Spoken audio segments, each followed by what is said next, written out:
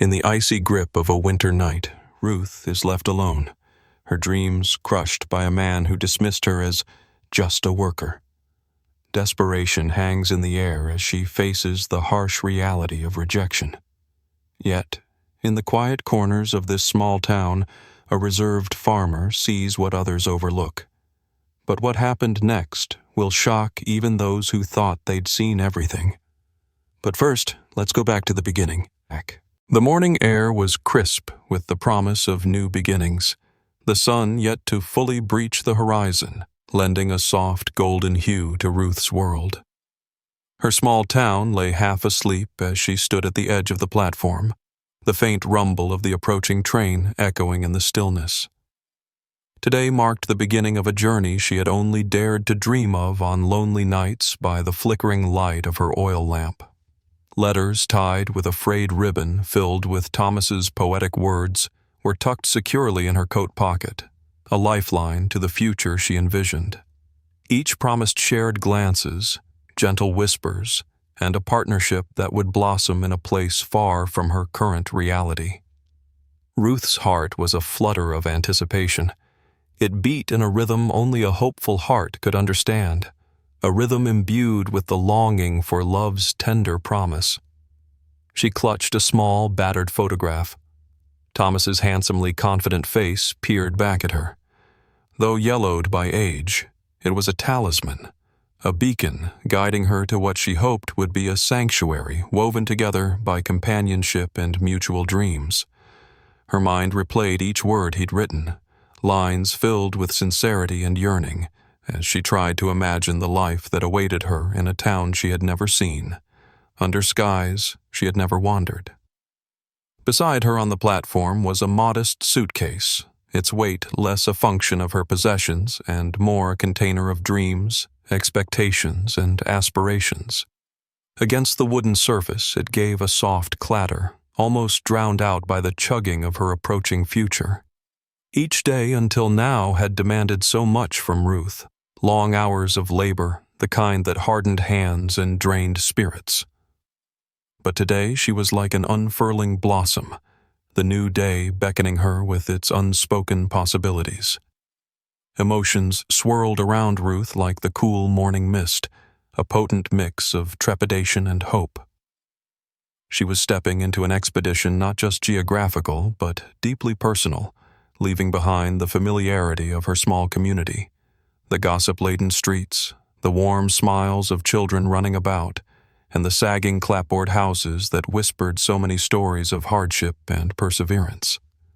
It was these tales etched into the boards, the relentless pursuit of better days, that now propelled Ruth forward. Yet, amid the yearning and inevitable doubt, she found a quiet solitude, a whisper of comfort in knowing she was choosing to follow a path carved out by dreams as much as reality.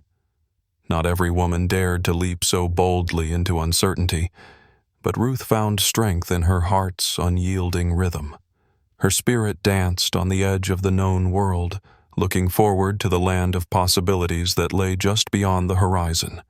With a deep breath that carried away lingering fears, Ruth set her eyes forward to the horizon where the great locomotive emerged, cutting through the morning mist like a ship through calm waters. It was time. As the train pulled into the station, it brought with it the scent of coal and iron, but also something else. Hope. Ruth stepped onto the carriage, leaving behind what was, and embarking on what could be. The biting winter wind howled through the deserted streets as Ruth's boots crunched over the frost-laden path. The weight of her rejected dreams hung heavily upon her shoulders, much like the packed snow that clung persistently to her skirts. The air was frigid, sharp enough to slice through the layers of her woolen shawl, chilling her right to the marrow. Her breath clouded in small puffs as she drew her coat tighter, seeking warmth from within, even as her heart seemed hollowed out from disbelief and sorrow. Thomas's words echoed in her mind, relentlessly replaying the dismissal she had not anticipated. His disdainful gaze at her worn, calloused hands was a tangible blow, striking harsher than any winter storm. "Not the gentle lady I envisioned," he'd declared, his voice tinged with disappointment and condescension. Those words had crumbled her aspirations into dust, scattering them into the cruel wind. She had hoped for a fresh start, a place to belong, and instead, she was left adrift in the sea of her shattered expectations. The small town stood silent, a place indifferent to her plight, its buildings huddled together as if whispering about the stranger who did not belong. Each hesitant step felt like an acknowledgement of her isolation, every draft of cold air a reminder of her solitude. She wandered aimlessly until the modest structure of the inn loomed ahead, its flickering sign promising shelter from the relentless chill. It was a sanctuary she did not wish to need, but had no choice but to seek. Pushing through the heavy wooden door, Ruth was greeted by a gust of warm air, tinged with the scent of burning firewood and stew. The inn was a humble refuge, its walls lined with worn wooden beams that creaked in the wind. Lanterns cast a muted glow, their light pooling in comfort against the encroaching night. The common room was sparsely occupied, farmers with weathered faces and travelers like herself, each hunched over mugs of steaming tea or in quiet conversation, seeking respite from the elements. Ruth approached the innkeeper, a stout woman with a face that spoke of years of hard-earned wisdom. Her eyes, though, were kind, offering a momentary balm to Ruth's invisible wounds. "A room?" Ruth inquired, her voice a whisper of hesitance. The woman nodded, leading her to a small nook in the back, modest but clean, with a narrow bed and a quilt that had seen better days. Left alone, Ruth sank onto the bed, the quilt wrapping around her like a cocoon. Silent tears traced paths down her cheeks, each drop a testament to her despair and vulnerability. Here was a moment to indulge in the grief she had no choice but to feel. Yet, amidst her sorrow, there was a flicker, a small ember of resilience reminding her that while she might have been abandoned by the world she sought, she was not yet defeated. Tomorrow, perhaps she would find the strength to seek a new path, to mend the pieces of her life that Thomas's words had scattered. But for tonight, she allowed herself the solace of feeling, of being, in a space where judgment could not reach her shadows, in the quiet solitude of the life that would begin anew. The cold wind rustled leaves outside the small town's general store, whispering tales of autumn's inevitability. Inside, the air was thick with the aroma of flower and warmth, a comforting contrast to the world outside. The attic that Ruth had found above this bustling heart of the community was modest, but filled with promise. Beams of morning light filtered through a single window, casting gentle patterns across the wooden floorboards, illuminating her new world with a soft, nurturing glow. Here, beneath the gentle hum of daily chatter and the rhythmic creak of floorboards below, Ruth set about rebuilding her life with quiet determination. Her hands, once denoted as merely a worker's, flew deftly over her sewing table, transforming colorful patches of fabric into quilts that whispered stories of warmth and care. Each stitch was laden with her unspoken hopes and dreams, woven carefully and deliberately, binding together remnants of the past with threads of a hopeful future.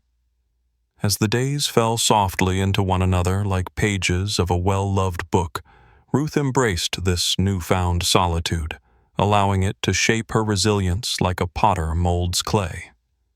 The townsfolk soon grew accustomed to the sight of her at the window, her silhouette etched against the golden morning light like a guardian of the dawn. In time, word of her talent reached Henry, a reserved but observant farmer whose admiration for genuine human kindness was etched into his very being. As the village chimed with the rhythms of daily life, Ruth and Henry's interactions began to form a cadence of their own.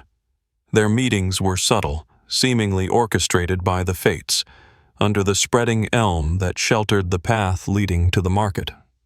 It started with a simple gesture, his request for a quilt to mend, a pretext to discover the spirit that lay entwined within her handiwork. In return, she received a book from him, a shared piece of a world far beyond their own, each page a bridge between their solitary hearts. Each exchange, laden with unspoken words, told of a growing connection that flourished in shared silence. His hands, roughened by years of labor in the field, gently accepted each offering with a respectful nod, a language of gestures that spoke louder than the loudest proclamations. And each time their eyes met, there was a tender acknowledgement, a spark of something profound, a burgeoning affection anchored by mutual respect.